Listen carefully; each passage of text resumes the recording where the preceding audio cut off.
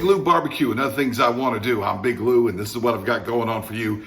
I'm cooking a potato dish, and you will see that video when that video comes out. It'll be in the iCard right there, all right? But that potato dish requires baked potatoes, okay? Then we're going to cook them some other way. So I thought, well, why not make just 2 videos out of it? How to cook a baked potato on a grill. All right, let me get something out of this cabinet. You see this stuff? You don't need foil. You can use foil in your oven if you want to make them real moist, but the skin will be kind of leathery, all right? But if you're using them on a grill and use foil, there's no smoke flavor going into that. If you're using a gas grill, you might say, well, there's no smoke flavor anyway, but there's a little bit from drippings if you're cooking other foods and stuff. So, you know, don't use foil, use oil. Remember that. When you're baking a potato, don't use foil, use oil. All right, I'm gonna be baking these on a charcoal grill called my Ñuke Delta. It's an Argentinian gaucho grill, but the process here applies to any grill. Gas grills, charcoal grills, kettle grills, whatever kind of grill you got. You want some indirect heat, and you can prepare the potatoes like this. Now, I've been preparing potatoes like this since for a long time. And Stephen Reichland has in his book the same thing. He says, you know, use an oil or a grease, all right, like bacon grease or something. And I've been doing it like that for a while. But about a year or two ago, actually since I started this channel, I saw America's Test Kitchen, and if I can find that video, I'll put a link down there. They did baked potato recipe in the oven, but there were a lot of techniques they use that can be applied to grilling potatoes. And so some of the stuff that I do nowadays with a potato when I bake it on the grill, I learned from America's Test Kitchen. So I'm gonna pass it on to you, but I'm gonna give credit where credit is due, because I'm Big Lou, and that's how I roll, you know? We're going to do these potatoes, and they're going to be delicious. I'm only going to bust one open because the others are going to get sliced for the other potato dish. When that video comes out, you'll watch it. It'll be linked below, and it was in the iCard a little bit earlier. All right, let's get started. All right, so I have some russets here. I've washed and dried them for the most part, but they don't have to be real dry because we're about to put them in this salt water. This is part of that technique I learned from America's Test Kitchen. All right, now what you want to do is just take a fork and stick holes in all of them. If some of them, like this one, had a little bad spot, you just cut out, okay? That's okay. Just cut it out, all right? So I won't need to stick as many fork holes in that one because it's already got it kind of cut. Just stick fork holes in all of them, just like I'm doing right here, okay? Don't stab your hand. I got them all punctured with a fork, and even the one with the bad spot in it, wherever it is, I don't know, there it is right there. It's got holes in it too, okay? Now this step is what I learned on America's Test Kitchen. Don't skip this step. First time I tried it, I was really impressed. I was like, that can't be it. Next time, I baked 2 potatoes in my air fryer, one with this step and one without it. The one that had this step was much better. I've tried it on the grill, 1 potato, 2 potatoes, some with this one, some without this step. The ones with this step are better. I don't know why it works, but it works. Now what I've got is some hot water, or very warm water. It's as hot as my tap will make it. I didn't bring it to a boil. I'm not trying to cook the potatoes in this. I just want to brine them real quickly. And then I put some salt. There's probably 2 to 3 tablespoons of salt in that amount of water. I just kind of eyeball it, but I get it real salty. Now what I want to do is just drop these potatoes with the fork holes in there. They're not going to stay in this water long, probably just a few, maybe 20 to 30 seconds. They're going to stay in that water. They don't have to stay in there long. Okay, so I'm going to do these 4, and then I'm going to do the other 4. All right, these stayed in there maybe half a minute. Those are in there. They're almost half a minute. Once they come out, you want to dry them with a paper towel. Okay, dry them with a paper towel. So we'll pull these out. I'm going to dry them all just like you saw me dry this one. All right, now it's time for the skip the foil, use the oil step. All right, I already knew this step before watching America's Test Kitchen. All right, skip the foil, use the oil. We're actually going to be using some grease. Okay, you can use a spray oil like this in a can, whatever brand you like. You can use olive oil. You can use butter, but I will tell you butter burns a little bit if it's not ghee, which is clarified butter, and it'll give you a darker skin, but it'll still make the skin crispy. You can use bacon grease. If you don't save your bacon grease, you should. That's bacon grease, all right? And that makes it really good. What I have here is 2 vials of tallow. I certainly don't need this much.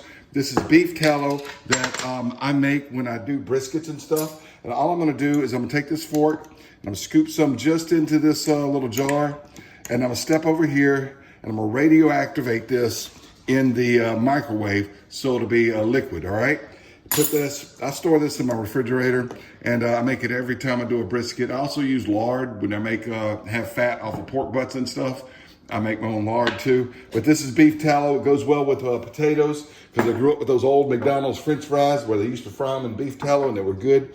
I really like using beef tallow, but you could use whatever you want. Get an oil on these skins. Let me heat this up. We'll be right back. Okay, since I'm using a grease, which is solid at room temperature and was pretty hard because it was in the refrigerator, I had to microwave it. But if you're using an oil like olive oil, or if you're using like a spray oil like in the can like I showed you, of course you can skip the microwave step. But if you got lard or tallow or bacon grease, you may need to heat it. Now just get it, it doesn't have to be completely liquid. Just get it to where you can brush it on the potatoes, and just brush it on all over the potatoes as liberally as you want to go, okay?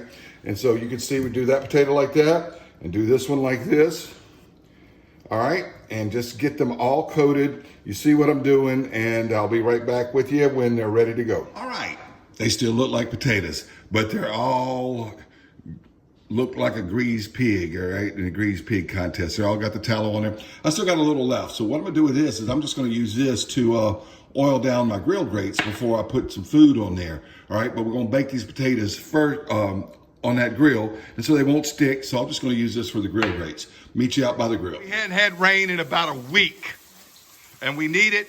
My garden way over there past those oak trees, I don't know if you can see it, it needs the rain. Everything needs the rain.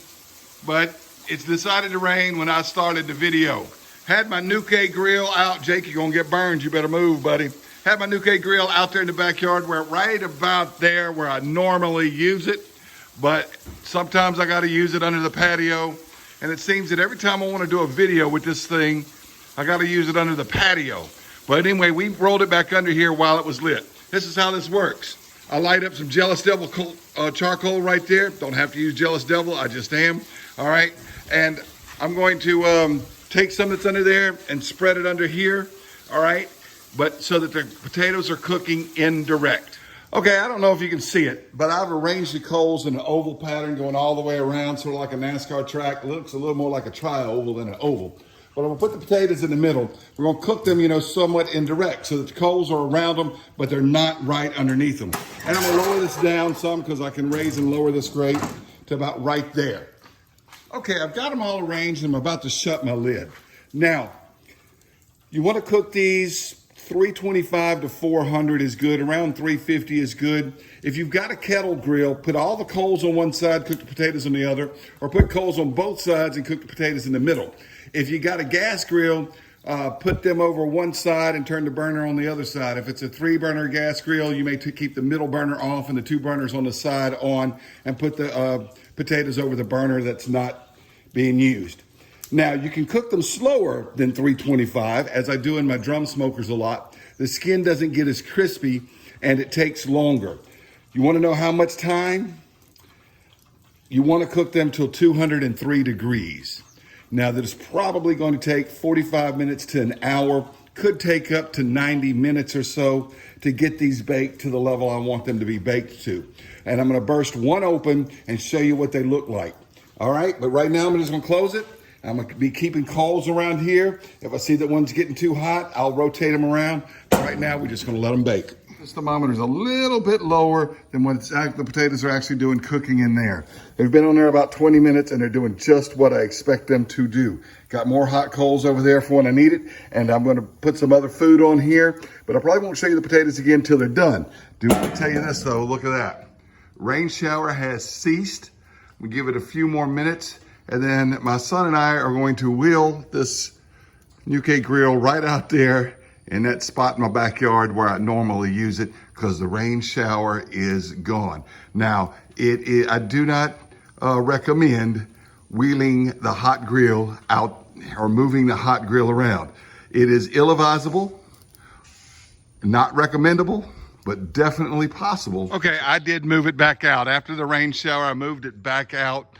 And also, at that time, I added a little bit more coals. Your grill may not require more coals. You may need to turn the gas up, whatever kind of grill you're using. But I had to add a little bit more coals at that time, and I turned them over, and that was about halfway through. It's been about an hour and 20 minutes, and probably would have been done in about an hour because I checked them a little while ago when they were approaching doneness. But as you can see, I'm preparing another dish. It's a all gratin potato dish with these potatoes, and so in my prep work I kind of got delayed. It's been about an hour and 20 minutes, so these may be a little overdone. You want them at least at 203. All right, so let's see where we are. That's all right. I've taken them to 210 before, so that's 209. So these are done, so they're coming off of here. 205, 206. You want them at least about 203. Okay. And so 207, so these are done. I'm gonna pull them off and I'm gonna let them cool a little bit. We're gonna cut one open and I'll show you the steam to it.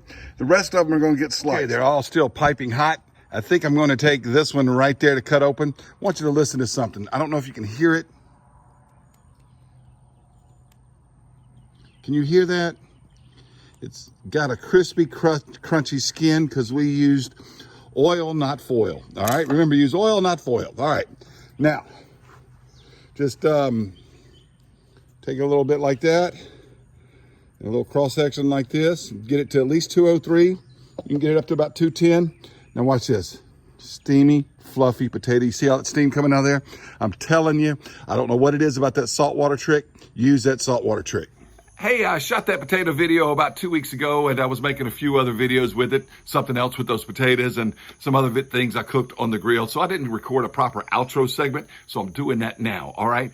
Those potatoes were absolutely delicious, and I cook potatoes on any grill in the same way. I've learned to use that saltwater trick. It works. They'll explain the science in it in that America's Test Kitchen video. It'll be linked below, and it was in the iCard section as well. Do that trick. And then remember, use an oil, not foil. I said it that way, but I could also use alliteration instead of rhyme and say use the fat, not foil. Because I actually used a grease. The difference between a grease and an oil, they're both fats, is that a grease is solid at room temperature and an oil is liquid at room temperature. But I heated up the grease. We used beef tallow, makes it delicious actually, okay, really makes it delicious. And that crisped the skin up. I know you probably couldn't hear it well in that segment where I was tapping the potatoes, but I'm telling you the skin was crispy on those potatoes and absolutely delicious. All right, and then you want to cook them indirect. 325 to 375 and that 350 area is really, really good. Cook them till they're done at about 203 internal degrees temperature. Get your thermometer, check it, all right? And you're gonna have fantastic potatoes on the grill. Hey, thanks for watching Big Lou Barbecue. I like to say it in Spanish, gracias por mirar.